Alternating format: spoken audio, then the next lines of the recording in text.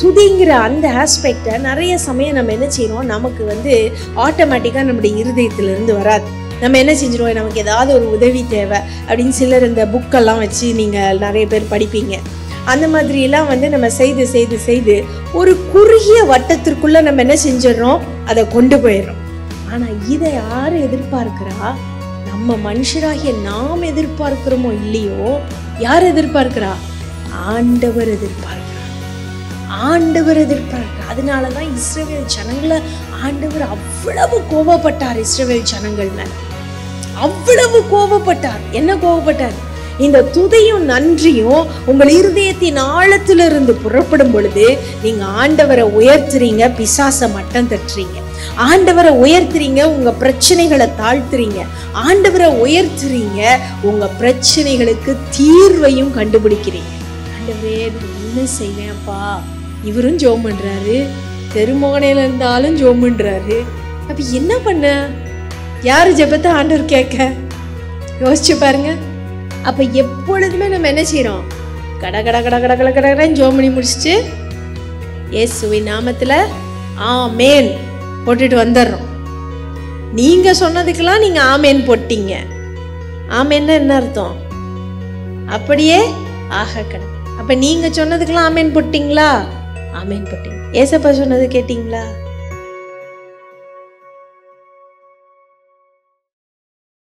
ஆண்டவர் நம்மளுக்கு எப்படி ஜெபிக்க கற்றுக் கொடுத்திருக்கிறார், நம்ம எப்படியெல்லாம் ஆண்டவர் ஜெபத்துல என்னதெல்லாம் எதிர்பார்க்கிறார், அதை தான் இன்றைக்கு நம்ம பார்க்க போறோம். நம்ம ஜெபம் பண்ணும் பொழுது என்னெல்லாம் நம்ம செய்யணும், இது கண்டிப்பா இப்படித்தான் அப்படிங்கிறது கிடையாது. உங்களுடைய ஒரு ஸ்பிரிச்சுவல் ஒரு ஆவிக்குரிய வளர்ச்சிக்காக இந்த காரியங்களெல்லாம் இதில் இருக்குது. ஜெபம்னா இதெல்லாம் இன்க்ளூடட், இதெல்லாம் ஜெபத்தில் நீங்கள் செய்யணும் அப்படிங்கிறதுக்காக நம்ம என்ன செய்கிறோம், இதை நம்ம இன்றைக்கி பார்க்க போகிறோம். முதல்ல ஜெபம் அப்படின்னு நம்ம சொல்லும் பொழுது ஏசப்பா கற்றுக் கொடுத்த ஜெபமாக இருக்கட்டும், இல்லை நம்ம ஆதியாகமத்திலிருந்து அநேகர் ஜெபித்த காரியங்கள், இதெல்லாம் நம்ம பார்க்கும் பொழுது முதல்ல நம்ம ஜெபத்தில் துதி இருக்கணும், ப்ரைஸ் இருக்கணும். துதி, இந்த துதி எது? துதினா என்ன? நீங்கள் எல்லாம் உடனே சொல்லுங்க நன்றி செலுத்துறது அப்படி சொல்லுவீங்க. இல்லை, துதி வேற, நன்றி வேற. துதிங்கிறது வேற, நன்றி. Praise is different from thanks giving. அப்போது துதினா என்ன அப்படின்னு சொல்லி நீங்கள் கேட்கலாம். துதிக்கிறோம் துதிக்கிறோம் துதிக்கிறோன்னு நம்ம சொல்கிறோம். அப்போ இந்த துதினா என்ன? துதின்னு சொல்லும் பொழுது ஆண்டவராகிய கர்த்தரை உயர்த்தி வைத்து அவரை மகிமைப்படுத்துறது தான் துதி. அவருடைய குணாதிசயங்களை சொல்லி துதிக்கிறது. அவர் யார் அதற்காக துதிக்கிறது. துதிக்கிறதுனா ஆண்டவர் யாரோ அதற்காக அவருக்கு நன்றி செலுத்துறது. அவர் உங்களுக்கு செய்த காரியங்களுக்காக நன்றி செலுத்துறது கிடையாது, அவர் யாரோ அவருக்காக நன்றி செலுத்துறது. Praise is giving thanks for who he is. அவரை உயர்த்துறது, அவரை ஒரு கனமான ஒரு லெவலுக்கு கொண்டு போய் ஆண்டவரே நீங்க இவர்தான், நீர் என் தகப்பேன், அதற்காக உமக்கு நன்றி. நீர் எனக்காக மரித்தீர், அதற்காக நன்றி. நீர் அன்புள்ளவராயிருக்கிறீர், அதற்காக நன்றி. நீர் சர்வத்தையும் படைத்திருக்கிறீர், அதற்காக நன்றி. இப்படி நீங்க சொல்ல சொல்ல நீங்க ஆண்டவராகிய கர்த்தருக்கு ஒரு கனத்தையும் மகிமையும் என்ன செய்றீங்க, செலுத்துகிறீர்கள் என்று அர்த்தம்.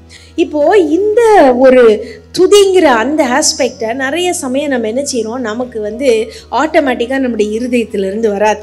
நம்ம என்ன செஞ்சிருவோம், நமக்கு ஏதாவது ஒரு உதவி தேவை அப்படின்னு சிலர் இந்த புக்கெல்லாம் வச்சு நீங்கள் நிறைய பேர் படிப்பீங்க. அந்த மாதிரிலாம் நம்ம செய்து செய்து செய்து ஒரு குறுகிய வட்டத்திற்குள்ளே நம்ம என்ன செஞ்சிடறோம், அதை கொண்டு போயிடுறோம். ஆனால் அந்த துதிங்கிறது எல்லாவற்றிற்கும் அப்பாற்பட்டது. ஏன் தெரியுமா? ஒரு மனுஷனை நீங்கள் துதிக்கிறீங்க அப்படின்னு சொல்லும் பொழுது நீங்கள் பைபிளில் நிறைய பேர் அப்படி பண்ணினதை நம்ம பார்க்க முடியும். ஒரு மனுஷனை துதிக்கிறீங்க அப்படின்னா அந்த மனுஷன் கூட நீங்கள் கண்டிப்பாக பழகி இருப்பீங்க.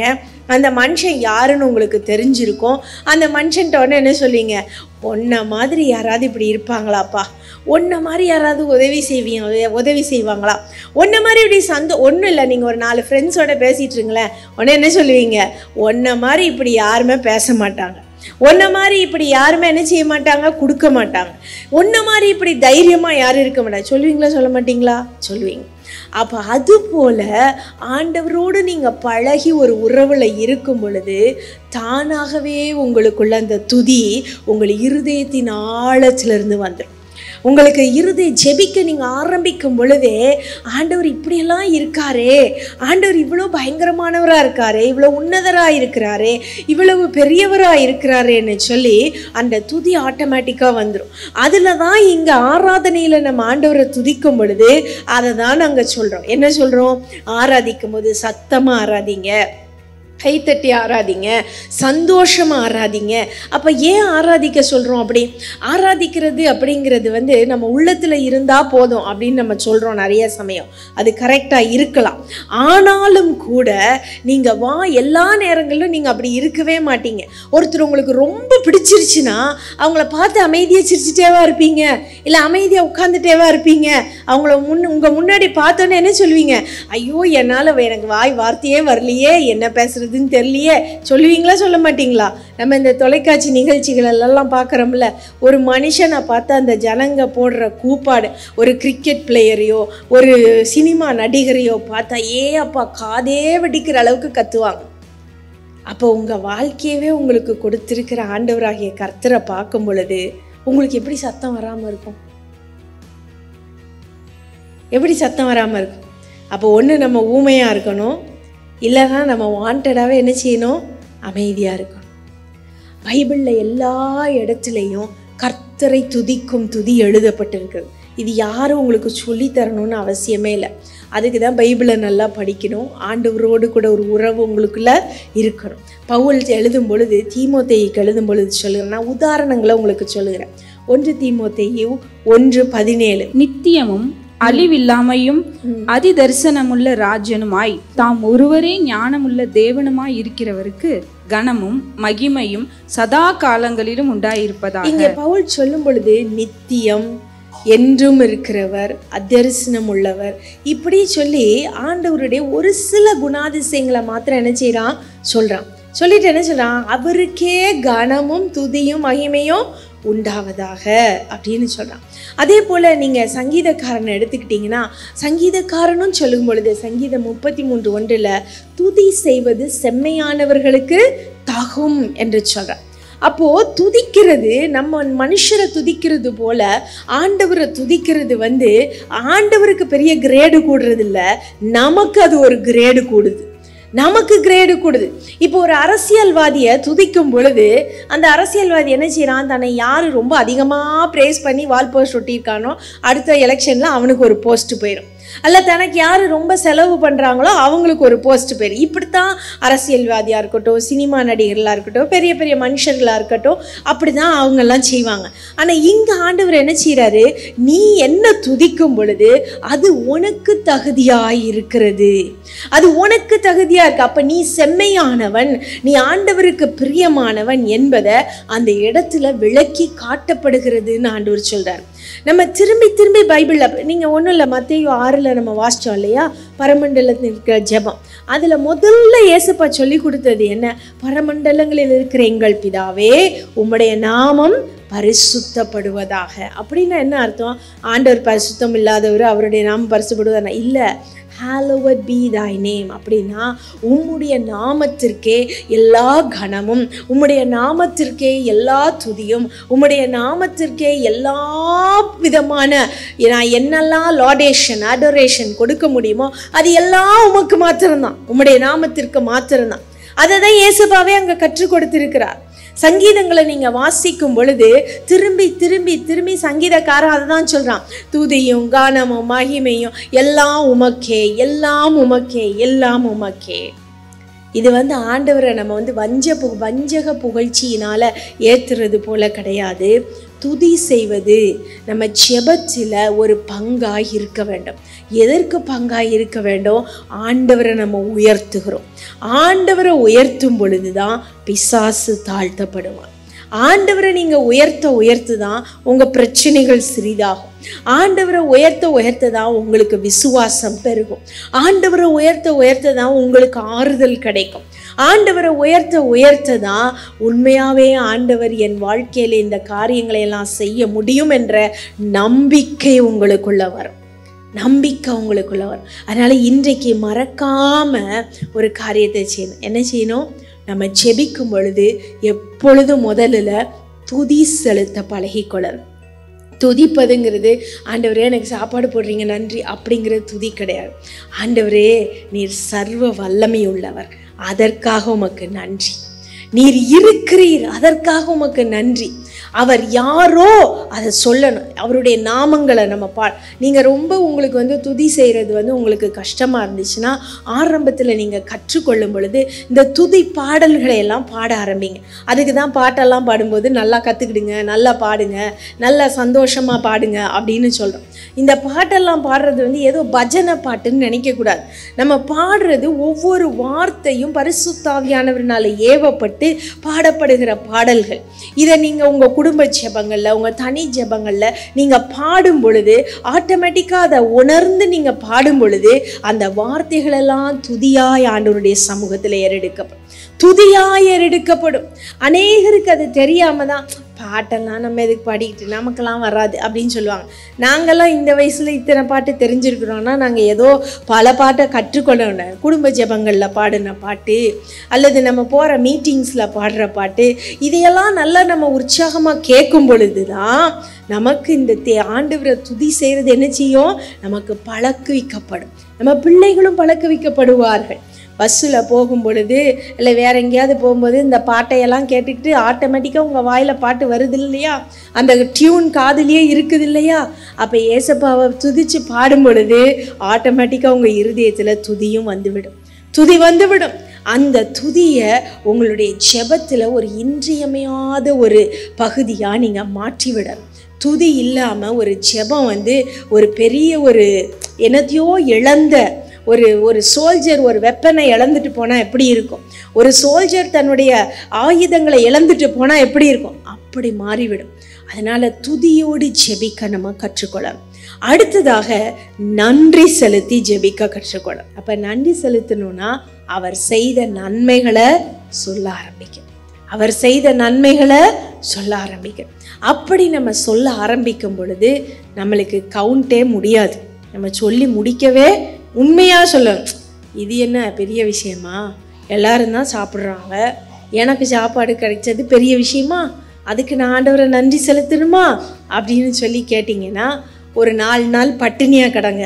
அப்புறமா ஏசப்பா உங்களுக்கு சாப்பாடு கொடுக்கும்போது ஆட்டோமேட்டிக்காக நன்றி சொல்ல ஆரம்பிச்சிருவீங்க இல்லையா? எத்தனை சின்ன சின்ன சின்ன சின்ன ஆசீர்வாதங்கள் இருந்தாலும் அத்தனை ஆசீர்வாதங்களுக்கும் நன்றி செலுத்த பழகிக்கொள்ளுங்க. ஏசப்பா அதை எதிர்பார்க்கிறார்.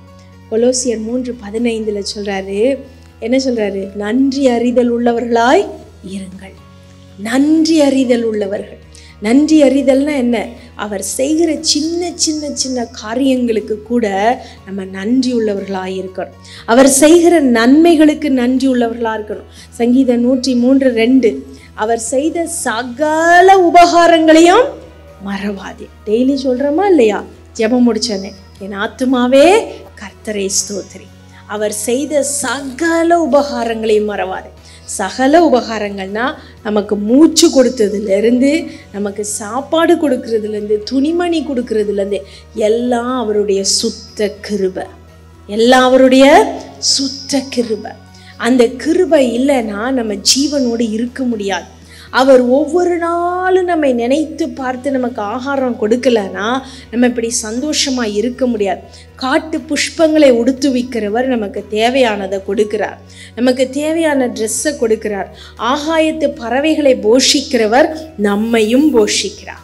அந்த போஜனம் அந்த ஜனங்களுக்கு, அந்த மிருகங்களுக்கு, சிருஷ்டிகளுக்கு கூட சில நேரம் கிடைக்காம போகுது. ஆனால் உங்களையும் என்னையும் ஆண்டவர் 3 வேளையும் நல்லா சாப்பிட வைத்து நல்லா சந்தோஷமாக வைத்திருக்கிறாரே, அதற்காக நம்ம ஆண்டவரை நன்றி செலுத்தணும். அதற்காக நன்றி செலுத்தணும். ஒருவேளை உங்களுடைய பெற்றோர் கஷ்டப்பட்டவங்களாக இருந்தாங்கன்னா அதை நினச்சி பார்த்து அதற்கு நன்றி செலுத்துங்க. நான் என் பெற்றோர் மாதிரி நான் கஷ்டப்படலை, நான் வசதியாக இருக்கிறேன், என்னுடைய பிள்ளைகளை நல்ல ஒரு நிலைமைக்கு கொண்டு வந்திருக்கேன், ஆண்டவரே அதற்காக நன்றி. நீங்கள் எனக்கு இன்றைக்கு கொடுத்துருக்கிற சமாதானத்திற்காக நன்றி, இன்றைக்கு கொடுத்துருக்கிற சந்தோஷத்தை யாருமே சொல்ல முடியாது என் வாழ்க்கையில் ஆசீர்வாதமே இல்லை, நான் நன்றி செலுத்துறதுக்கு ஒன்றுமே இல்லைன்னு யாருமே சொல்ல முடியாது. அப்படி யாராவது இருக்கீங்களா இங்கே? இல்லை. எல்லாரையும் ஆண்டவர் ஆசீர்வதிக்கிறார் இல்லையா? எல்லாரையும் ஆசீர்வதிக்கிறார். ஒன்றும் இல்லை. உங்களுக்கு கஷ்டமாக இருந்துச்சுன்னா கொஞ்ச நேரம் அந்த பெரிய ஆஸ்பத்திரிக்கு முன்னாடி, இல்லைன்னா ஒரு ஜெயிலில், இல்லைன்னா ஒரு சாதாரண ஒரு ஹாஸ்பிட்டலில் போய் உட்காந்து பாருங்கள். உட்காந்துட்டு அங்கே வர்றவங்க போகிறவங்கள்ட்டெல்லாம் அவங்களுக்கு என்ன நடக்குதுன்னு கேட்டு பாருங்கள். அவங்களுடைய வாழ்க்கையெல்லாம் நீங்கள் தெரிஞ்சுக்கிட்டீங்கன்னா அப்புறம் உடனே நீங்கள் சொல்லுவீங்க, நான் எவ்வளோ நல்லா இருக்கேன். சொல்லுவீங்களா சொல்ல மாட்டிங்களா? சொல்லுவீங்க. நான் சிறு வயதாக இருக்கேன்ல எங்கள் அம்மாவுக்கு வந்து தைராய்டில் ஆப்ரேஷன் நடந்துச்சு சிஎம்சியில். அப்போ நான் ரொம்ப சின்ன பிள்ளையாக இருந்ததுனால அம்மாவை விட்டுட்டு இருக்க மாட்டேன்னு சொல்லிட்டு நானும் கூடயே போயிருந்தேன். அங்கே ஒரு 10 நாள் 2 வாரம் இருந்திருப்போம்.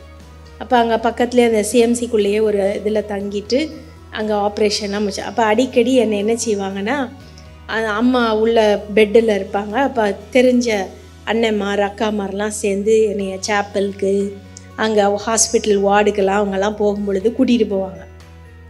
எனக்கு இன்னும் நல்ல நினைவு இருக்குது. அந்த சேப்பல் சென்டர் ஆஃப் த இதில் இருக்கும், அந்த எல்லா செக்ஷனுக்கும் சென்டரில் இருக்கும் சேப்பல். அப்போ அந்த சேப்பலில் போய் நம்ம கொஞ்சம் நேரம் உட்கார்ந்துருந்தா போதும், ஒவ்வொருவரும் கண்ணீர் வடிக்கிறத பார்க்கும் பொழுது, கதறி கதறி அழுகிறத பார்க்கும் பொழுது நம்முடைய இருதயமெல்லாம் நொறுங்குண்டு போயிடும். அப்போயே நான் அப்போ ரொம்ப சின்ன வயசு, 4ஆவதோ இல்லை 5ஆவதோ தான் படிச்சிருப்பேன்.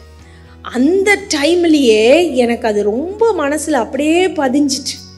எப்படி பதிஞ்சிச்சுன்னா, ஒரு அம்மா கதறாங்க. என்ன கதறாங்க? கணவர் இறந்து போயிட்டுருக்காருன்னு கதறாங்க. அவங்க எங்கேயோ ஆந்திராவில் வேற எங்கேயோ ஒரு பகுதியிலேருந்து வந்திருக்கிறாங்க. திரும்பி அவங்களுடைய கணவருடைய பாடியை எடுத்துகிட்டு போகிறதுக்கு அவங்களுக்கு காசு இல்லை. அப்புறம் டாக்டர்ஸ்லாம் சேர்ந்து பணம் போட்டு அவங்களுக்கு ஏதோ ஒரு ஆம்புலன்ஸ் ஏதோ புக் பண்ணி கொடுத்து அனுப்புகிறாங்க. இன்னொருத்தங்க குழந்தை இழந்துட்டு அழுகிறாங்க.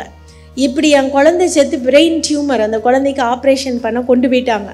அந்த அம்மா சேப்பலில் அழுறாங்க, ஐயோ பிரெயின் டியூமரு, என் குழந்தைக்கு கண்ணு தெரியுமோ. அப்போல்லாம் இந்த மாதிரி பெரிய வசதிகள்லாம் கிடையாது.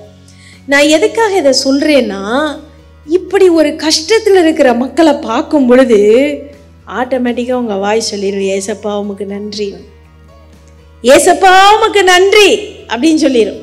எப்போ பார்த்தாலும் டிவியில், இன்ஸ்டாகிராமில், யூடியூப்பில் நல்லா இருக்கிறவங்களையே பார்த்துட்டு இருந்தா, ஐயோ நான் அப்படி இல்லையே, ஐயோ அவன் அப்படி இருக்கானே, நான் இப்படி இல்லையே, இப்படித்தான் உங்களுக்கு தோணிக்கிட்டே இருக்கும்.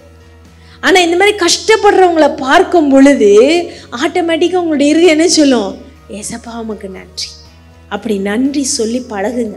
ஏசப்பா சொல்கிறாரு லூக்காவில், நீங்கள் வாசிக்கும் பொழுது லூக்கா 17ஆம் அதிகாரத்தில் 12ஆம் வசனத்துலேருந்து 19ஆம் வசனம், நமக்கு எல்லாத்துக்கும் தெரிஞ்ச ஒரு பகுதி இது. குஷ்டரோகிகள் வர்றாங்க, ஏசப்பாட்ட வர்றாங்களா? எத்தனை குஷ்டரோகிகள் வந்தாங்க? 10 பேர் வந்தாங்க. 10 பேரும் ஆண்டவர்கிட்ட என்ன சொன்னாங்க? ஆண்டவரே எங்களை சுத்தமாக்கும், எங்களை குணமாக்கும்னு கேட்டாங்க. எத்தனை பேர் சுகமானாங்க? 10 பேரும் சுகமாயிட்டாங்க இல்லையா? சரி, அப்போ எத்தனை பேர் திரும்பி வந்தான்? ஒரே ஒருத்தன் தான் திரும்பி வந்தான். அப்போ ஏசப்பா சொன்னது என்ன? மற்ற 9 பேர் எங்கே? தேவனுக்கு நன்றி செலுத்த இந்த சமாரியனை அல்லாமல் வேறு ஒருவனுக்கும் அது தெரியலையான்னு கேட்கிறார். வாசி, லூக்கா 17ஆம் அதிகாரம் 18ஆம் வசனம். தேவனை மகிமைப்படுத்துகிறதற்கு இந்த அந்நியனே ஒழிய மற்றொருவனும் திரும்பி வர காணோமே என்று சொல்லி அவனை நோக்கி, எழுந்து போ, உன் விசுவாசம் உன்னை ரட்சித்தது என்றார். இப்போ இதை பார்க்கும் பொழுது ஒரு காரியம் தோணும், ஏசப்பா அவங்க தான் நன்றியே இல்லாமல் இருக்காங்கல்ல, அப்போ ஏன் அவங்களையும் சுகமாக்கணும் ஆண்டவர்? அதுதான் அவருடைய குணாதிசயம். அவர் எல்லாரையும் நேசிக்கிறார். நன்றி இல்லாமல் இருந்தாலும் நன்றி உள்ளவர்களாக இருந்தாலும் நேசிக்கிறார். ஆனால் அவன் புரியத்தக்க விதமாய் சில நேரங்களில் உணர வைப்பார். இப்போ இந்த குஷ்டரோகம் சுகமாயிட்டு போயிட்டான் அவன். இன்னும் ஒரு 4-5 வருஷம் கழித்து அவனுக்கு திரும்பி குஷ்டரோகம் வந்துருச்சுன்னு வச்சுக்கோங்களேன். அப்போ யோசிப்பான், ஏசப்பா எனக்கு இந்த குஷ்டரோகம் சரியானது திரும்பி வந்துருச்சே, நான் அப்போ உமக்கு நன்றி செலுத்தலையே. யோசிப்பானே, யோசிக்க மாட்டானா? அப்போது இந்த 9 குஷ்டரோகிகள் மாதிரி நம்ம இருக்கக்கூடாது. நம்ம எப்படிப்பட்டவர்களாக இருக்கணும்? இந்த நன்றியுள்ள குஷ்டரோகியை போல் இருக்கணும். இப்போ நம்ம சர்ச்சிலேயே அதை நான் உதாரணமாக சொல்ல முடியும். நீங்கள் ஆரம்பத்திலேருந்து வந்த மக்கள் உங்கள் எல்லாருக்கும் தெரியும். நம்ம திருச்சபையில் வந்து எத்தனை பேர் எத்தனை அற்புதங்களை பெற்று போயிருக்கிறாள்ன்னு சொல்லி. ஆனால் அதில் எத்தனை பேருக்கு திருச்சபைக்கு நன்றி இருக்கிறதுன்னு சொல்லி உங்கள் எல்லாருக்கும் தெரியும். அதை நான் வந்து பேராக நான் சொல்லணுன்னா எவ்வளவோ சொல்லலாம், நான் நம்ம சொல்லக்கூடாது. ஆனால் இதை யார் எதிர்பார்க்கிறா? நம்ம மனுஷராகிய நாம் எதிர்பார்க்கிறோமோ இல்லையோ, யார் எதிர்பார்க்கிறா? ஆண்டவர் எதிர்பார்க்கிறார். ஆண்டவர் எதிர்பார்க்கிறார். அதனால தான் இஸ்ரவேல் ஜனங்களை ஆண்டவர் அவ்வளவு கோபப்பட்டார். இஸ்ரவேல் ஜனங்கள் மேலே அவ்வளவு கோபப்பட்டார். என்ன கோபப்பட்டார்? நான் எவ்வளவோ செஞ்சும் நீங்கள் அதெல்லாம் உணராதவர்களாக இருக்கிறீர்களே அப்படின்னார். நான் நிறைய பேரை நான் நேர்லேயே இந்த மாதிரி விஷயங்கள்லாம் பார்த்துருக்கேன். ஒரு வெளிநாட்டில் ஒரு மகள் இருந்தாள். அந்த பிள்ளைக்கு வந்து உடம்புல உச்சம் தலையிலேருந்து உள்ளங்கால் வரைக்கும் சொரியாசிஸ், பயங்கரமான சொரியாசிஸ். சின்ன பிள்ளையிலேயே, அதாவது ஒரு 6 வயசு 7 வயசுலேருந்தே அந்த பிள்ளைக்கு வந்து அந்த மாதிரி ஒரு வியாதி, தோல் வியாதி, பயங்கரமான வியாதி. அப்போ அந்த பிள்ளைய வந்து அப்பா கிட்ட ஜெபத்துக்கு கூப்பிட்டு வந்தாங்க. ஜெபித்தார்கள். கம்ப்ளீட்டாக 2 நாளில் அவ்வளவும் இன்ஸ்டன்ட் ஹீலிங். டாக்டர் வெளிநாட்டிலேயே பெரிய கனடா தேசத்திலே சுகமே ஆகாதுன்னு சொன்னாங்க. ஆனால் அந்த பிள்ளைக்கு என்ன ஆயிடுச்சு? முற்றிலும் சுகமானது. சிறு பிள்ளையின் சரீரத்தை போல சுகமாயிடுச்சு. ஆனால் அதற்கு பிற்பாடு அவங்க ஏசப்பாவையும் நினைக்கல, ஊழியக்காரனையும் நினைக்கல, திருச்சபையும் நினைக்கல, பாஸ்டரையும் நினைக்கல. அப்போ அதற்கு பிற்பாடு ஒரு சமயம் நாங்கள் போயிருந்தப்போ நான் கேட்டேன் அந்த பாஸ்டர்கிட்ட, பாஸ்டர் அந்த குழந்தை என்னாச்சு அப்படின்னு கேட்டேன். நல்லா இருக்காங்களா அப்படின்னு கேட்டேன். அப்போ அவங்க சொன்னாங்க, இல்லை சகோதரி, அவங்க வந்து ஏசப்பாவை ஏற்றுக்கொள்ளனா அவங்க கிறிஸ்டியன் ஃபேமிலி தான், ஆனால் ரட்சிக்கப்படலை. அப்போ அவங்க ரட்சிக்கப்படலை, அவங்க உலகத்துக்குள்ளேயே தான் வாழ்ந்துட்டுருக்காங்க. இதெல்லாம் பெரிய அற்புதம் இல்லைப்பான்ற மாதிரி இருக்காங்க அப்படின்னு முதல் நாள் மீட்டிங் அப்போ சொன்னார். என்றைக்கு சொன்னார்? முதல் நாள் மீட்டிங் அப்போ சொன்னார், நான் கேட்டதுக்கு. ஆனால் கடைசி நாளில் ஒரு வாலிப பிள்ளை வந்திருந்தா அவங்க அம்மா கூட. அப்போ இது யார் தெரியுதா அப்படின்னு பாஸ்டர் கேட்டார். தெரியலன்னு சொல்லும்போது, இதுதான் அந்த பிள்ளை அப்படின்னு சொன்னார். இப்போ நான் சந்தோஷமாக கேட்டேன், அப்படியாம்மா நல்லா இருக்கியா அப்போ அப்படின்னு கேட்டேன். உடனே அவங்க அம்மா அழ ஆரம்பிச்சிச்சு. எதுக்கு அழ ஆரம்பிச்சிச்சு தெரியுமா? அந்த சொரியாசிஸ் திரும்பி வந்துருச்சு. அந்த சொரியாசிஸு திரும்பி வந்துருச்சு. இது மனுஷனுக்கு விரோதமாய் நம்ம செய்கிற பாவம் கிடையாது, ஆண்டவருக்கு விரோதமாய் நம்ம செய்கிற பாவம். ஆண்டவருக்கு விரோதமாக நம்ம செய்கிற, அவர் செய்கிற நன்மைகளை மறப்போம் என்றால் நம்மை போல மோசமானவனுங்க, நம்மை போல ஒரு கேடுகட்டவர்கள் யாருமே இருக்க முடியாது. அதனால தான் நிறைய சமயம் நம்ம கேட்குறோம், பாவிகளெல்லாம் அவங்க ஜெபத்தையெல்லாம் ஆண்டவர் கேட்குறார். நான் எவ்வளவு ரைச்சியஸ் மேனாக இருக்கிறேன், ஆண்டவர் ஏன் என் ஜெபத்தை கேட்க மாட்டேங்கிறார் அப்படின்னு நம்ம கேட்குறோம். நமக்கு நன்றி இல்லையே. தாவீது அதில் ரொம்ப எக்ஸ்பர்ட். எல்லாத்துலேயும் ஆண்டவருக்கு நன்றி செலுத்தினான், எல்லாவற்றிலும் ஆண்டவருக்கு நன்றி செலுத்தினான். அவன் நல்லா தெரிஞ்சுக்கணும், நம்ம நல்ல ஒரு ஆசீர்வாதமாக இருக்கும்போது மாத்திரம் நம்ம நன்றி செலுத்துகிற நன்றி கிடையாது. நம்ம கஷ்டப்பட்டாலும் நன்றி செலுத்தணும் ஆண்டவருக்கு. ஆண்டவரே இந்த முள்ளுக்காக நன்றி அப்படி சொல்லி பாருங்க, அந்த முள் அதுக்கப்புறம் ரொம்ப குட்டாது. உங்களுக்கு முள் இருக்கும், ஆனால் வலி தெரியாது. சில முட்களோட நம்ம வாழ்நாளெல்லாம் வாழ்ந்து தான் ஆகணும். சில முட்களோட நம்ம வாழ்நாளெல்லாம் பிரயாசப்பட்டு என்ன செய்யணும்? போய் தான் இருக்கணும். முட்கள்னா ஆட்கள் இல்லை, பிரச்சனைகள், போராட்டங்கள், இப்படி சில காரியங்கள் இருந்து கொண்டே தான் இருக்கும். ஆனால் பவுல் என்ன சொல்கிறான்? ஆண்டவர் அந்த முள்ளை எடுத்து போட மாட்டேன்ட்டாரு, ஆனாலும் என் கிருபை உனக்கு போதும்னு சொன்னாருன்னா. அப்போஸ்தலர்கள் அவ்வளவு பேர் என்ன சொன்னாங்க? ஆண்டவரே, உமக்காக நாங்கள் பாடுபடுகிறதுக்கு நாங்கள் தகுதி உள்ளவர்கள் என்று நீர் கண்டபடினால உமக்கு நன்றி செலுத்துகிறோன்னு சொன்னாங்க. ஸோ அந்த பழக்கம் நமக்கு வரணும். பாடுகளிலேயும் நன்றி செலுத்தணும், கஷ்டத்திலேயே நன்றி செலுத்தணும். அப்போ ஒரு காரியம் நடக்கும். என்ன நடக்கும் தெரியுமா? பிலிப்பியர் 4:6-7 வாசிக்கும் பொழுது எல்லா காரியங்களையும் விண்ணப்பத்தோடு கூட ஸ்தோத்திரத்தோடு கூட ஆண்டவருக்கு தெரியப்படுத்தும் பொழுது எல்லா புத்திக்கும் மேலான தேவ சமாதானம் உங்கள் இருதயத்தில் வரும். என்ன வரும்? எல்லா புத்திக்கும் மேலான தேவ சமாதானம். அப்ப நீங்க ஆண்டவருக்கு நன்றி செலுத்த செலுத்த உங்களையும் அறியாமல் சமாதானம் உங்க வாழ்க்கையில வரும். சமாதானம் வரும். உங்க கஷ்டத்துக்காக நன்றி செலுத்தி பாருங்க, அந்த கஷ்டத்தின் மத்தியிலையும் கர்த்தர் உங்களுக்கு சமாதானத்தை கொடுப்பார். உங்களுடைய பிரச்சனைக்காக நன்றி செலுத்தி பாருங்க, யோசுவா 6 நம்ம வாசிக்கிறது போல எரிகோ மதில்கள் நொறுங்கி விழும். எரிகோ மதில்கள் நொறுங்கி விழும்.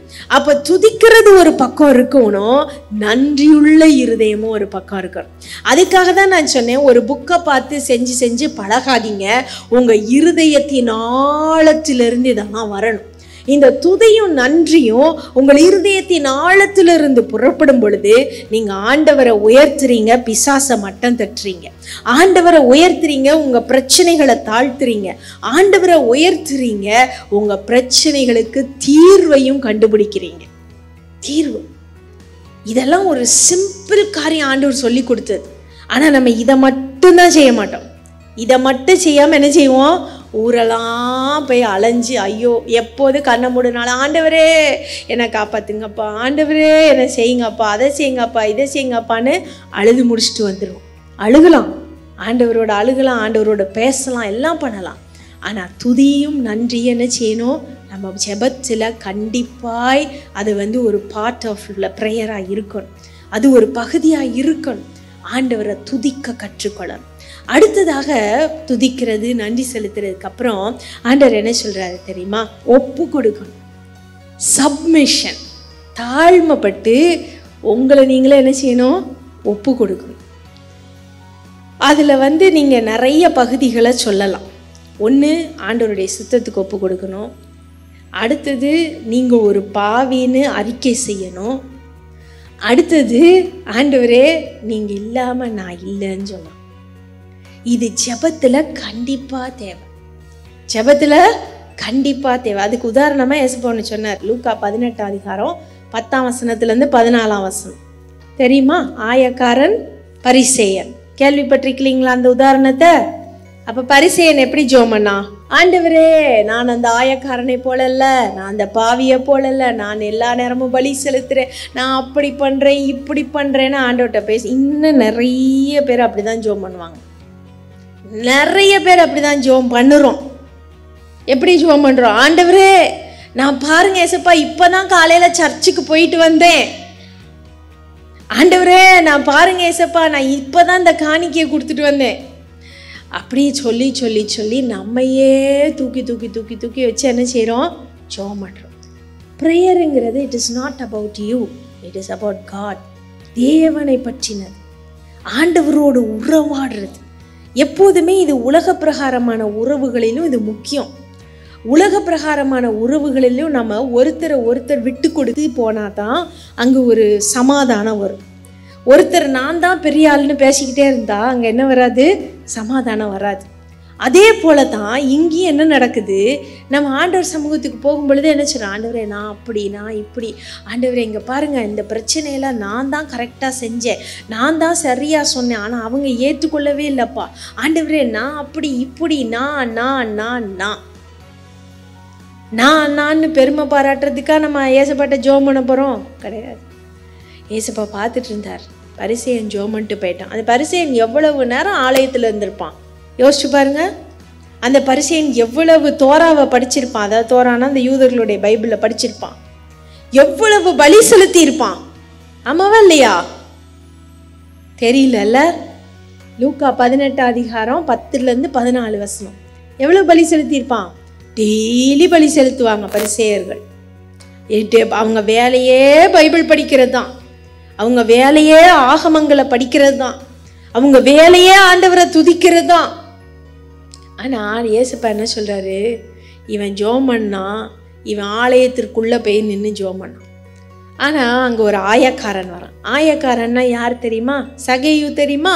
சகேயுவா ஒரு ஆயக்காரர், ஒரு பாவி, அவங்க ஜனத்துக்கிட்ட இருந்து டாக்ஸ் கலெக்ஷன் பண்ணுறவன். அப்போ இந்த ஆயக்காரன் ஆலயத்திற்குள்ளேயும் போக முடியாது.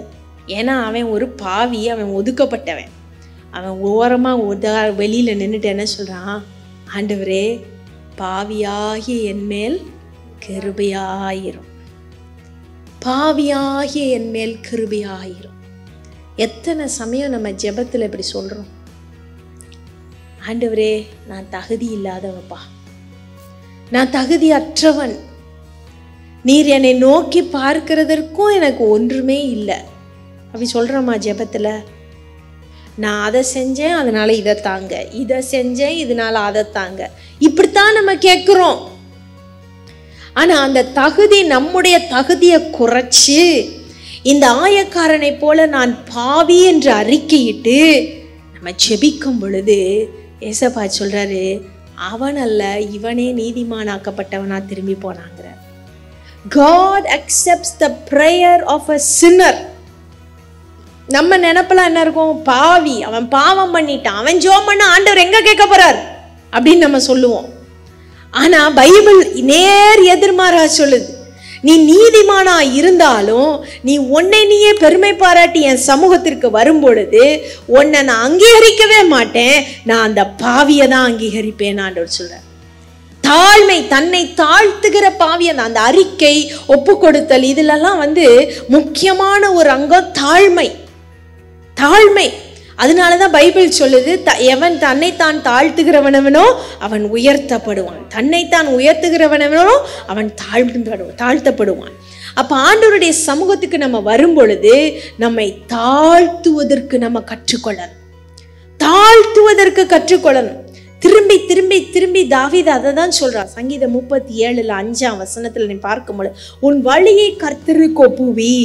அந்த வழியை ஒப்புவித்து ஜெபம் பண்றது, தன்னை தாழ்த்தி ஜெபம் பண்றது, அறிக்கை செய்து ஜெபம் பண்றது, இந்த காரியத்தை தான் நம்ம முக்கியமா நம்ம ஜெபத்துல மறந்து போயிடுவோம்.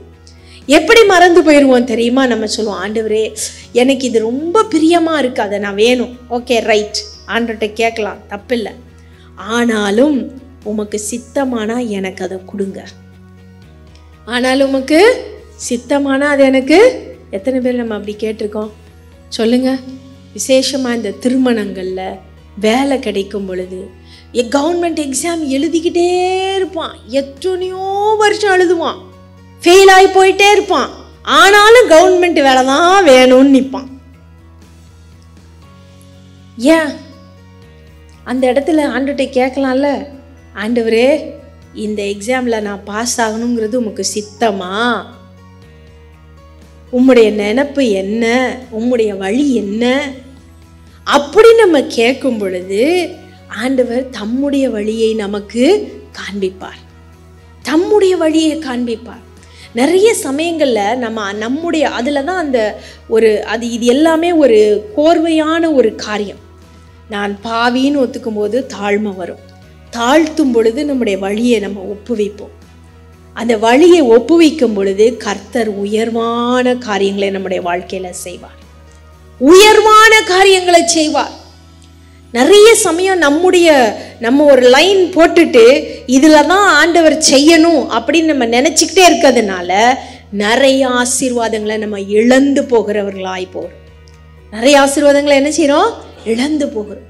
ஒப்புவித்து ஜெபிப்போம், ஆண்டவரே என்னை நான் தாழ்த்தி உங்களோட சமூகத்தில் ஒப்பு கொடுக்குறேன்ப்பா.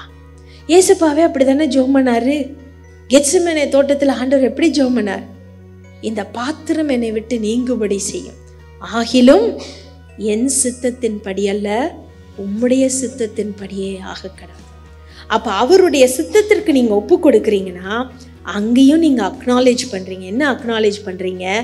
அவர்தான் பெரியவர், நான் ஒன்றுமில்லாதவள். அவர்தான் பெரியவர், நான் ஒன்றுமில்லாதவன்.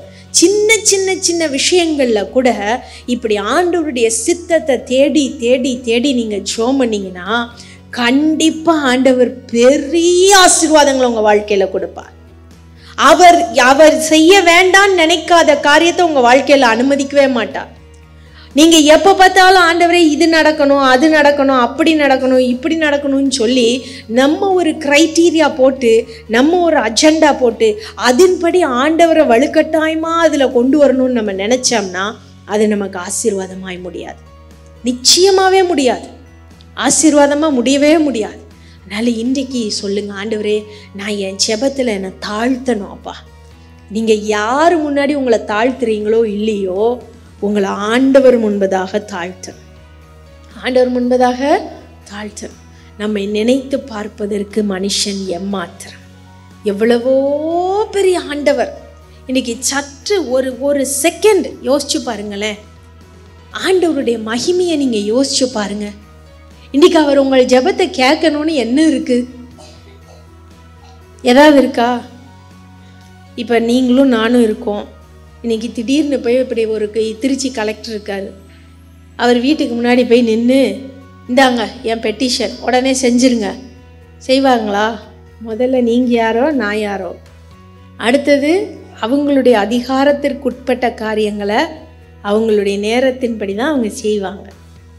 நீங்கள் என்ன பெட்டிஷன் கொடுத்துருக்கீங்கன்னு ஆராய்ஞ்சு பார்ப்பாங்க. ரெக்கமெண்டேஷன் வேணும், அதுக்கு மேலே இன்னொரு காரியமும் வேணும். இப்படி பல காரியங்களை நம்ம என்ன செய்யணும்? பார்க்கணும். ஆனால் நினச்சது தொட்டது 90க்கெல்லாம் ஆண்டவரே ஆண்டவரே ஆண்டவரேங்கிறோம்ல. ஆண்டவர் நினச்சி பார்க்குறாரு, அவங்கள பார்க்குறாரு. அப்போ நினச்சி பார்க்குறாருன்னா நீங்கள் பெரிய ஆளுன்னா நினச்சி பார்க்குறாரு. நம்ம எப்பேற்பட்டவங்க? தூசியும் குப்பையுமானவர்கள். ஸ்பேஸ்லேருந்து பூமியை பார்க்குறாங்க. அப்போ பூமி எவ்வளோ பெருசாக தெரியும்? சின்னதாக தெரியும். ஒரு உயரத்துக்கு மேலே போனால் பூமியே தெரியாது. ஒரு உயரத்துக்கு போனால் பூமியே தெரியாது. பூமி எவ்வளோ குட்டி தெரியுமா? பூமியை விட சூரியன் எவ்வளோ பெருசு தெரியுமா? எத்தனையோ லட்சம் மடங்கு பெருசு சூரியன். அதனால தான் நம்ம இங்கேருந்து பார்க்கும்போது சூரியன் தெரியுது. நட்சத்திரம் நம்ம இங்கேருந்து பார்க்குறோம். அந்த நட்சத்திரம் எவ்வளோ பெருசு? நமக்கு இவ்வளோண்டா தெரியுது. ஆனால் ஒரு நட்சத்திரத்தில் எத்தனையோ 1000 பூமிகளை சுழட்டி விடலாம். எப்பேற்பட்ட நட்சத்திரங்கள்லாம் இருக்கு. எவ்வளவோ பிரம்மாண்டமான காரியங்களெல்லாம் உலகத்தில் பார்த்து ஆஹா அப்படின்னு பார்க்குறோம். என்னைக்காவது வானத்தை பார்த்து பார்த்துருக்கோமா? வானத்தை பார்த்து யோசிச்சிருக்கோமா? நட்சத்திரங்கள்லாம் இப்படி இருக்கே, ஏன் நட்சத்திரம் உழாமல் இருக்கு? ஒவ்வொரு நாளும் ஒவ்வொரு நட்சத்திரம் விழுந்துச்சுன்னு வச்சுக்கோங்களேன், எப்படி இருக்கும்? எப்படி இருக்கும்? பூமி அந்தரத்தில் தொங்குது. பைபிள் படிச்சிங்கன்னா தெரியும், பைபிள் எழுதியிருக்கு, பூமி அந்தரத்தில் தொங்க விடுகிறவர். பூமி கயிறு கட்டி நிற்க வைக்கல. ஒரு பாலை இப்படி அந்தரத்தில் இப்படி தொங்க விட்டு பாருங்க, நிற்குமா? நிற்காது. அப்போ பூமி எப்படி நிற்கிது? நட்சத்திரம் எப்படி நிற்கிது? அப்போ இந்த அண்ட சராசரங்களையெல்லாம் படைத்தவர் உன்னை என்னை நினைச்சு பார்க்கறாரே, அப்ப பெரிய காரியமா இல்லையா? ஏசப்பா என்னையும் நினைச்சு பார்க்கறாரு. அப்ப அவர் சமூகத்துக்கு போகும் பொழுது, ஏசப்பா I am so and so, நான் இன்னார் வந்திருக்கேன் அப்படி சொல்ல முடியுமா? சொல்ல முடியாது. ஏசப்பா என்னையும் கொஞ்சம் நினைச்சு பாரு. நிறைய பேர் பாப்பா அதை ஒரு பெரிய விஷயமா சொல்றாங்க. என்ன சொல்றாங்க? நான் ரட்சிக்கப்பட்டவன், நான் அப்படிப்பட்டவன், இப்படிப்பட்டவன். ஆண்டவருடைய சமூகத்துக்கு போகும் பொழுது உரிமையாக்கே இல்லையா, எல்லா உரிமையும் ஆண்டவர் கொடுத்துருக்காரு. ஆனால் அவரோட எண்ணத்தில் ஒரு செகண்ட் நினைச்சாருன்னா அடுத்த செகண்ட் நம்ம இருக்க மாட்டோம். அப்போ ஆண்டவருடைய சமூகத்துக்கு போகும் பொழுது அந்த பயபக்தி உங்களுக்கு இருக்கணும், அந்த நடுக்கம் உங்களுக்கு இருக்கணும். அப்பதான் நீங்க உங்களை தாழ்மைப்படுத்தி ஒப்பு கொடுப்பீங்க. அந்த ஒப்பு கொடுக்கும் பொழுது ஆட்டோமேட்டிக்காக சொல்லிங்க, ஆண்டவரே நான் பாவிப்பா, எனக்கு ஒன்றுமே தெரியாது, உங்களுடைய சித்தத்தின்படி எல்லாத்தையும் நீங்கள் செய்யுங்க. சொல்லுவீங்களா சொல்ல மாட்டிங்களா? கண்டிப்பாக சொல்லுவீங்க. அப்போ ஜெபம் பண்ணும் பொழுது உங்களை பெருமைப்படுத்தாதீங்க. யாரை பெருமைப்படுத்தணும்? ஆண்டவரை பெருமைப்படுத்த ஒப்பு கொடுக்கணும். அடுத்ததாக ஜெபத்தில் கேட்கிறது. கேட்கிறது நம்ம எல்லாத்துக்கும் தெரியும், கேட்குறோம் இல்லையா? எல்லாத்தையும் கேட்டுருவோம். மத்தேயு 7:7 கேளுங்கள் அப்பொழுது உங்களுக்கு கொடுக்கப்படும். ஏன் கேட்கணும்? ஏசப்பா கேட்க சொல்லியிருக்காரு, கேட்கணும். ஏன் ஏசப்பாக்கு எல்லாமே தெரியுமே, அப்போ நான் எதுக்கு ஜெபம் பண்ணணும்? சொல்கிறோமா இல்லையா? இல்லை, கண்டிப்பாக கேட்கணும். எதுக்கு கேட்கணும்? ஏசப்பா சொல்லி இருக்கிறார் கேட்க சொல்லி, அதற்காக நம்ம என்ன செய்யணும்? கேட்கணும். யோவான்ல சீஷர்கள் இடத்துல சொல்லும் பொழுது சொன்னார், யோவான் 16:23-24, யோவான் 14:13-14, நீங்கள் இன்ன வரைக்கும் என் நாமத்தினால எதையும் கேட்கல, என் நாமத்தினால நீங்கள் எதை கேட்கிறீர்களோ அதை பெற்றுக்கொள்வீர்கள்னு சொன்னார். என்னுடைய பிதாவிடத்துல நீங்க என் நாமத்தினால கேட்கும் பொழுது உங்களுடைய சந்தோஷம் நிறைவாயிருக்கும்படி பெற்றுக்கொள்வீர்கள்னு சொன்னார். அப்ப அவருடைய நாமத்துல அவருடைய சித்தத்தின்படி கேட்கணும். நான் இப்ப சொன்னேன், ஒரு கலெக்டர்கிட்ட போனா ஒரு ரெக்கமெண்டேஷன் வேணும்னு சொன்னேன். அதே போல எத்தனையோ இடங்கள்ல நமக்கு அப்படி ஒரு சிபாரிசு தேவைப்படுது. தேவைப்படுதா? தேவைப்படலையா? தேவைப்படுது. அப்படி அந்த சிபாரிசுக்கு தான் ஏசப்பாவுடைய நாமம். வேறு எந்த நாமத்துல ஜெபம் பண்ணாலும் அந்த ஜெபம் அங்கீகரிக்கப்படாது. உங்களுக்கு ஏஜென்ட் தேவையில்லை. அந்த பரிசுத்தவான், இந்த பரிசுத்தவான், வரிசையா பேர் சொல்லுவோம். ஒவ்வொரு நாளைக்கும் ஒவ்வொரு பரிசுத்தவான். இந்த பரிசுத்தவான் பேரெல்லாம் தேவையே கிடையாது. டைரக்டா இயேசுப்பா ஆக்சஸ் கொடுத்திருக்காரு, டைரக்டா கொடுத்திருக்காரு. அப்ப அவரிடத்துல டைரக்டா கேட்கும் பொழுது அவர் நம்முடைய காரியங்களுக்கு பதில் கொடுக்கிறார். அதை கேட்கிறதற்கு கூச்சப்படாம கேளுங்க. ஆண்டவரே, கூச்சப்படுறதுன்னா வெக்கப்படுறது இல்லை. நிறைய பேர் சோம்பேறித்தனப்படுவாங்க. அதை கேட்கிறதுக்கு, ஒரு காரியத்துக்கு ஜெபம் பண்றதுக்கு சோம்பேறித்தனம். அந்த நேரத்தை ஒதுக்கி நம்ம ஜெபிக்கணுமே, இதை காரியத்தை எதுக்கு நம்ம ஜெபம் பண்ணணும், இதை தான் நம்ம பார்த்துட்டு போயிடலாமே அப்படி யோசிப்பாங்க. ஆனா ஏசுப்பா சொல்றாரு, எல்லாவற்றிலும் ஜெபம் பண்ணு, எல்லாவற்றிலும் ஜெபம் பண்ணு. லூக்காவில் 11ஆம் அதிகாரத்துல 9-13 பர்த்திமேயு குருடனை பற்றி எழுதப்பட்டிருக்கிறது. அவன் வழியில தான் உட்கார்ந்துருந்தான். இந்த வழியில ஏசப்பா கடந்து போறார், கூட்டமா போறாங்க. அப்ப இந்த பர்த்திமேயு குருடன் என்ன செய்யறான்? தாவீதின் குமாரனே எனக்கு, அவன் அமைதியா ஏசப்பா வர்றாரு வழியில, என்னை பார்த்து சுகமாக்கிடுவாரு அப்படின்னு நினைச்சிட்டு உட்கார்ந்துருக்கலாம். ஆனா அவன் என்ன கேட்டான்? தாவீதின் குமாரனே எனக்கு. அப்ப அவனை எல்லாரும் என்ன சொன்னாங்க? அமைதியார், சத்தம் போடாத, அமைதியார், சத்தம் போடாத சொல்லிக்கிட்டே இருந்தாங்க. இன்றைக்கு நம்மளை ஜெபம் பண்ண விடாம தடை பண்ணுகிற எல்லா காரியங்களும் அப்படிதான். ஜெபம் பண்ண விடாம தடை பண்ற வேலைகள், ஜெபம் பண்ண விடாம தடை பண்ணுகிற குடும்ப பிரச்சனைகள், ஜெபம் பண்ண விடாம தடைப்படுகிற பலவிதமான போராட்டங்கள், இது எல்லாமே இந்த பர்த்திமேயு குருடனை அமைதிப்படுத்தின குரல்கள் தான். சத்தம் காட்டாத, அமைதியா இரு, ஜெபம் பண்ணாத. பைபிளை திறந்து வைக்கும் பொழுதுதான் பிரச்சனை தேடி வரும். ஜெபம் பண்ண ஆரம்பிக்கும் பொழுதுதான் பிரச்சனை தேடி வரும். இப்படி ஒவ்வொரு காரியத்திலேயும் பிசாசு என்ன செய்வான்? இவங்க ஜெபம் பண்ண ஆரம்பிச்சிட்டாங்களே, இது எப்படியாவது கெடுக்கணுமேன்னு பிசாசு பார்த்துக்கிட்டே இருப்பான். பார்த்துட்டே இருப்பானா இல்லையா? ஜெபம் பண்ண ஆரம்பிக்கும் பொழுதும் அயர்ந்து நித்திரை வரும் சிலருக்கு. வருமா வராதா? அயர்ந்த நித்திரை. அந்த அயர்ந்த நித்திரை யார் கொண்டாடுறது தெரியுமா? பிசாசு கொண்டாடுறது. அந்த ஜெபத்தை மூடி வச்சுட்டு எந்திரிச்சு நின்று பாருங்க, தூங்குவீங்களா? தூங்குவீங்களா? முன்னாடி தட்டில் சாப்பாடு போட்டு வச்சு பாருங்க, தூங்குவீங்களா? பக்கத்து வீட்டுக்கார அக்காட்ட போய் பேசி பாருங்க, தூங்குவீங்களா? தூங்க மாட்டீங்க. ஜெபம் பண்ணும்போது தான் பிசாசு பலவீனத்தை கொண்டு வருவான்.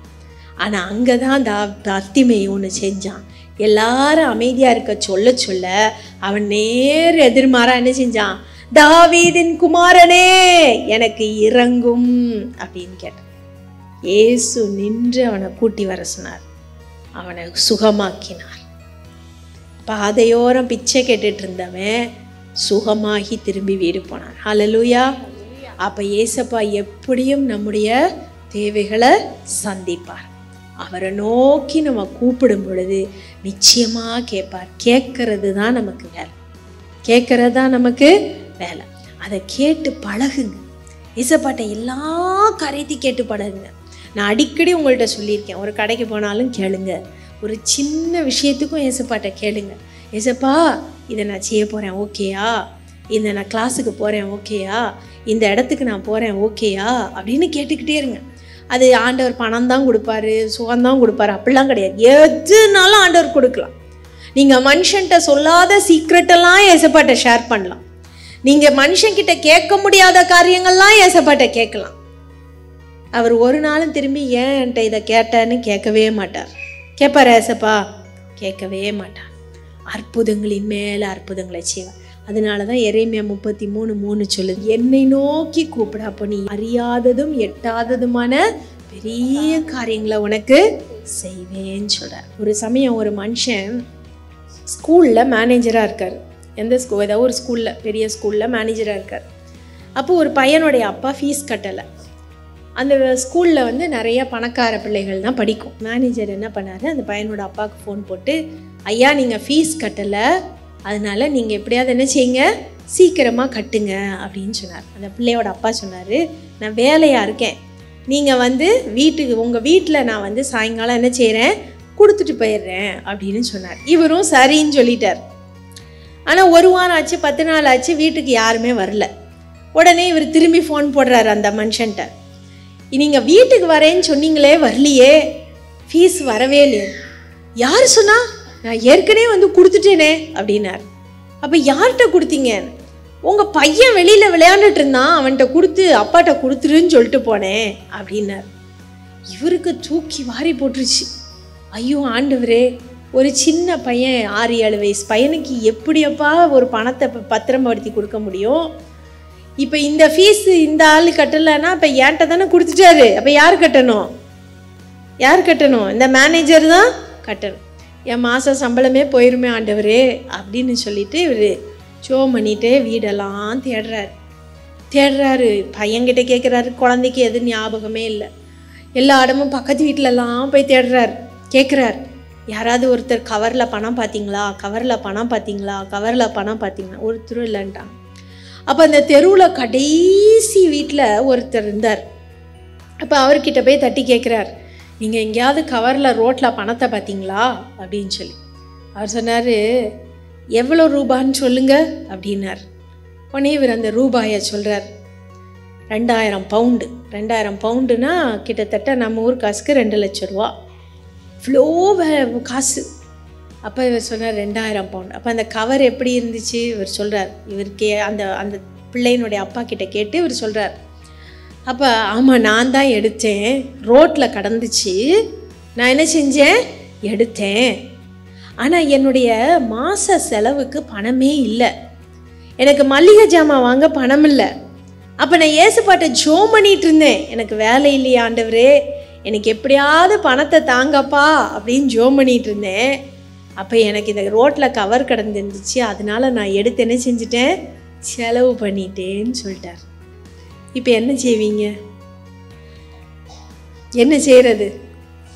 அப்போ இந்த மேனேஜர் சொன்னார், நானும் உங்களை போல் கஷ்டப்படுறவங்க தான், எப்படியாவது இந்த பணத்தை என்ன செஞ்சுருங்க, திரும்பி கொடுத்துருங்க. அப்போ அவர் சொன்னார், நான் வேலை கிடைச்சோடனே திரும்பி கொடுத்துட்றேன்னு சொன்னார். என்றைக்கு வேலை கிடைக்க, என்றைக்கு ஃபீஸ் கட்ட? திரும்பி இந்த பிள்ளையோட அப்பா ஃபோன் பண்ணுறாரு, என் பிள்ளையோட ஃபீஸ் கிடச்சிருச்சா, உங்களுக்கு பணத்தை கொடுத்துட்டிங்களா அப்படின்னு கேட்குறாரு. அப்போ அவர் சொன்னார், இந்த மேனேஜர், இல்லை கொஞ்சம் பொறுங்க, நான் இந்த பணத்துக்கு ஏற்பாடு பண்ணி நான் கொடுத்துட்றேன். அப்போ இந்த மேனேஜருக்குள்ளே ஒரே பயம், கலக்கம். ஏன்னா இது வந்து மேனேஜ்மெண்ட்டுக்கு தெரிஞ்சால் என்ன ஆயிடுவான், இவரை டிஸ்மிஸ் பண்ணிடுவாங்க, இவரை வேலையை விட்டு தூக்கிடுவாங்க. ஆண்டவரே நான் என்ன செய்வேன் அப்பா? இவரும் ஜோம் பண்ணுறாரு, தெருமோகனையில் இருந்தாலும் ஜோம் பண்ணுறாரு. அப்போ என்ன பண்ண? யார் ஜெபத்தை ஆண்டவர் கேட்க? யோசிச்சு பாருங்க. அப்போ அந்த ஃபோனில் பேசின அந்த பிள்ளையினுடைய தகப்பன் சொன்னாராம், இல்லை பரவாயில்ல, நான் இன்னொரு முறை ஃபீஸ் கட்டுறேன், அந்த பணத்தை அவரே வச்சுக்கிடட்டும், இந்த பணத்தை நீங்கள் புதுசாக நான் தர்ற பணத்தை நீங்கள் ஃபீஸாக கட்டிடுங்க, நீங்கள் யாரும் கஷ்டப்பட வேணான்னு சொன்னாராம். நீங்கள் யாரும், புரிஞ்சிச்சா புரியலையா உங்களுக்கு? நீங்கள் யாரும் கஷ்டப்பட வேணான்னு சொன்னார். அப்போ இதில் இருந்து நமக்கு என்ன தெரியுது? ஏசப்பா எல்லாருடைய ஜெபத்தை கேட்க முடியும். அவர் பூமியும் அதன் நிறைவும் கர்த்தருடையது. அவர் இவருக்கு மாத்திரம்தான் கொடுப்பாரு, அவருக்கு மாத்திரம்தான் கொடுப்பாரு, இவரை கஷ்டப்படுத்தி அவரை கொடுப்பாரு, அப்படிலாம் கிடையாது. யாருடைய ஜெபத்தையும் அவர் கேட்க முடியும். அதனால அவர்கிட்ட சப்ளை என்லெஸ்ஸாக இருக்கு. அதனால எல்லாத்துக்கும் ஜெபம் பண்ணலாம், எல்லாத்துக்கும் ஜெபம் பண்ணலாம். இக்கட்டான சூழ்நிலையில் இருந்தாலும் ஜெபம் பண்ணலாம், பணமே இல்லைனாலும் ஜெபம் பண்ணலாம், எல்லாமே இருந்தாலும் ஜெபம் பண்ணலாம். கடைசியாக நம்ம ஜெபத்தில் முக்கியமாக நம்ம செய்ய வேண்டியது என்ன? அவர் சொல்கிறத கேட்கணும். சாமுவேல் சொன்னா இல்லையா, சொல்லும் அடியேன் கேட்கிறேன், சொல்லும் அடியேன்னு கேட்கிறேன். நம்ம கேட்கிறோமா? சங்கீதம் 143:5 சொல்லுகிறது, அதிகாலையில் உம்முடைய கிருபையை தேடி அதற்காக நான் செவி கொடுத்து காத்திருக்கிறேன். ஏசாயா 50:4 ஏசப்பா ஆண்டவர் பேசுகிறத நான் கேட்கும்படி காலைதோறும் என்னை எழுப்புகிறார். கல்விமானின் நாவை எனக்கு கொடுக்கிறார். அவர் சொல்றத கற்றுக்கொள்ளுகிறதற்கு என்னுடைய செவிகளை திறந்திருக்கிறார். அப்ப எப்பொழுதுமே நம்ம என்ன செய்யறோம்? கட கட கட கட கட கடன்னு ஜோமணி முடிச்சுட்டு இயேசுவின் நாமத்துல ஆமேன் போட்டுட்டு வந்துடுறோம். நீங்க சொன்னதுக்கெல்லாம் நீங்க ஆமேன் போட்டீங்க. ஆமேன்னா என்ன அர்த்தம்? அப்படியே ஆக கடை. அப்ப நீங்க சொன்னதுக்கெல்லாம் ஆமேன் போட்டீங்களா? ஆமேன் போட்டீங்க. ஏசப்பா சொன்னது கேட்டீங்களா? ஏசப்பா சொன்னதுக்கு எப்ப ஆமேன் போடுறது? அமைதியா இருந்து கேட்கணும். அதை தான் இங்கே ஊர் உலகமெல்லாம் தியானம் பண்ணுறோம் தியானம் பண்ணுறோம் தியானம் பண்ணுறோன்றாங்க. தியானம் பண்ணி உங்களை பற்றியே நினச்சிக்கிட்டு இருந்தீங்கன்னா ஒரு காரியமும் நடக்காது. தியானம் பண்ணி உலகத்தை பற்றி நினச்சிங்கனாலும் ஒன்றும் நடக்காது. பிபியும் குறையாது, சுகரும் குறையாது, ஒன்றும் குறையாது. தியானம் பண்ணி ஏசப்பாவை நினைக்கணும், அவர் சொல்லுகிறதை கேட்கணும். உங்களுடைய இருதயம், உங்களுடைய செவிகள் எல்லாமே திறந்தவைகளாயிருக்கு. You should be receptive. கிளாஸில் டீச்சர் டீச் பண்ணிட்டு இருந்தா எத்தனை பேருக்கு 100% காதில் விழுன்னு சொல்லுங்க? 100% கண்டிப்பாக யாருமே கேட்க முடியாது. நம்முடைய அட்டென்ஷன் ஸ்பேன் வந்து கண்டிப்பாக 15 மினிட்ஸ்க்கு மேலே போகாது. அதுவே ஜாஸ்தி. இப்போ இருக்கிற ஜெனரேஷனுக்கு 1 நிமிஷம்தான். ஒரு நிமிஷம்தான். நீங்கள் எவ்வளவு பேசுன, இப்போ நான் பேசுகிறதே நீங்கள் எத்தனை பேர் 100% கேட்டிருக்கீங்க சொல்லுங்க? கேட்க முடியாது. நம்ம மனுஷனாக பிறந்த எல்லாத்துக்கும் அதுதான். நம்ம கேட்போம், ஆனால் நமக்கு என்ன செய்யாது? நமக்கு மண்டையில் ஏறாது. இந்த காதில் விழுந்து இந்த காதில் போயிடும், வர்ற ஸ்பீடில் போயிடும். ஆனால் ஏசப்பா சொல்கிறத கேட்க உங்களோட செவிகளை பழக்குவிக்கணும். செவிகளை என்ன செய்யணுமா? பழக்கு வைக்கணும். எப்படி பழக்க வைக்கணும் தெரியுமா? ஏசப்பா நீங்கள் சொல்லுங்க, நான் கேட்குறேன். பரிசுத்த ஆவியானவரே எனக்கு உதவி செய்யுங்க. என்ன சொல்ல வரீங்க? அவரோடு கூட ஒரு நண்பரோடு கலந்து ஆலோசிக்கிறது போல ஆலோசிங்க. ஆபிரகாமை போல, மோசேயை போல, தாவீதை போல.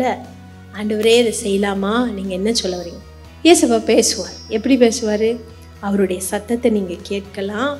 அவர் வசனத்தின் மூலமாக பேசுவார், தரிசனங்களின் மூலமாக பேசுவார், சொப்பனத்தின் மூலமாக பேசுவார், ஊழியக்காரர்களை கொண்டு பேசுவார். இல்லைன்னா மண்டையில் தட்டி இதை செய்யாதுன்னு சொல்லுவார்.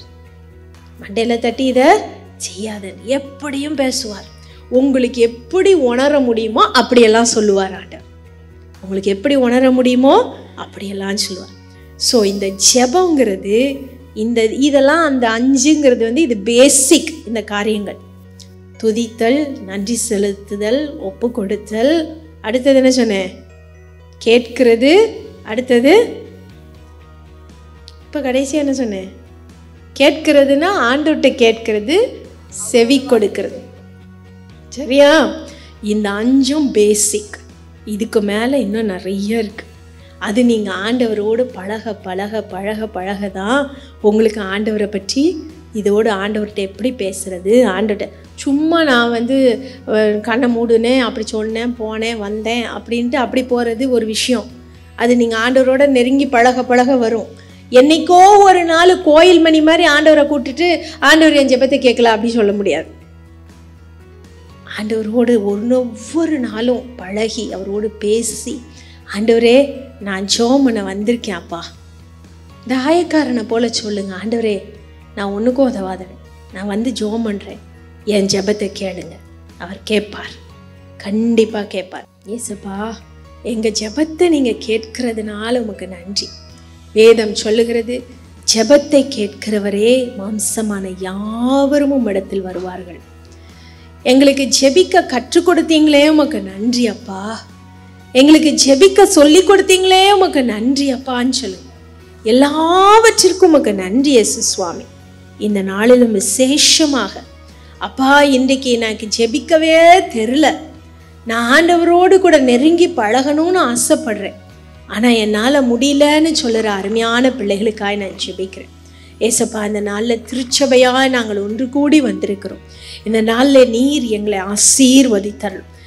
ஜெபிக்க கற்றுக்கொடுங்கப்பா. உங்களுடைய பிள்ளைகளுக்கு ஜெபத்தில் நேரத்தை செலவு பண்ண நீங்கள் கற்றுக்கொடுங்கப்பா. துதிக்க கற்றுக்கொடுங்கப்பா. நன்றி செலுத்த கற்றுக்கொடுங்கப்பா. எல்லாரும் வாயை திறந்து ஜோமனுங்க. இது உங்களுக்கு கொடுக்கப்பட்ட ஒரு நல்ல தருணம். ஏசப்பா, எனக்கு கற்றுத்தாங்கன்னு சொல்லுங்க. பரிசுத்த ஆவியானவரே, நீர் எனக்காக உதவி செய்து என்னை ஜெபத்துல இன்னும் ஜெப வீரனாய் ஜெப வீராங்கனையாய் மாற்றும்னு சொல்லி கேளுங்க. மாற்றும் அப்பா, ஜெப வீரனாய் மாற்றும், ஜெப வீராங்கனையாய் மாற்றும் அப்பா. உம்மால முடியும். என் ஜெபத்துல ஒன்றுமில்லாதவளா இருக்கக்கூடாது, ஒன்றுமில்லாதவனா இருக்கக்கூடாதப்பா. நான் ஜெபத்துல இன்னும் அதிகமாய் உம்மோடு நான் நேரம் செலவழிக்க வேண்டும், உம்மோடு நான் பேச வேண்டும், உம்மை கேட்க வேண்டும் அப்பான்னு சொல்லுங்க. ஏசப்பா, ஜெபத்துல நான் பெரிய ஆளா மாறணும், நான் ஒரு பெரிய வீரனாய் மாறணும், நான் ஜெபித்து அநேக காரியங்களை சாதிக்கணும்னு நினைக்கிற பிள்ளைகளுடைய விண்ணப்பங்களுக்கு பதில் தாரும் அப்பா. என் நாமத்தினால எதை கேட்டாலும் நீங்கள் அதை பெற்றுக்கொள்வீர்கள் என்று சொன்னீரே அப்பா. இங்க ஜெபிக்கிற ஒவ்வொரு பிள்ளைக்கும் ஜெப ஆவியை, விண்ணப்பத்தின் ஆவியை உம்முடைய பிள்ளைகளுக்குள்ள ஊற்றுங்க சுவாமி. உம்முடைய பிள்ளைகளுக்குள்ள ஊற்றுங்கப்பா. குடும்பத்திற்காக ஜெபிக்க, ஊழியர்களுக்காக ஜெபிக்க, திருச்சபைக்காக ஜெபிக்க உம்முடைய பிள்ளைகளுக்கு கற்றுத்தாரும். சோர்வுகளை நீக்கி போடும் அப்பா. எல்லா சோர்வுகளையும் நீக்கும், கஷ்டங்களை நீக்கும் ஏசப்பா. எல்லா கஷ்டத்தின் மத்தியிலேயும் கிருபையினால பலப்பட்டு ஜெபத்துல உமகிடத்துல சரித்து நிற்க உம்முடைய பிள்ளைகளுக்கு உதவி செய்யும் சுவாமி. உதவி செய்யும். ஒவ்வொருவருக்கும் நீர் கற்றுத்தார். நீர் இந்த ஜெபத்தை எங்களுக்கு ஒரு தருணமா கொடுத்திருக்கீங்களா, அதற்காக நன்றி செலுத்துகிறோம் அப்பா. நன்றி செலுத்துகிறோம். இயேசுவின் நாமத்தில் ஜெபிக்கிறோம் நல்ல பிதாவே. ஆமென். ஆமென்.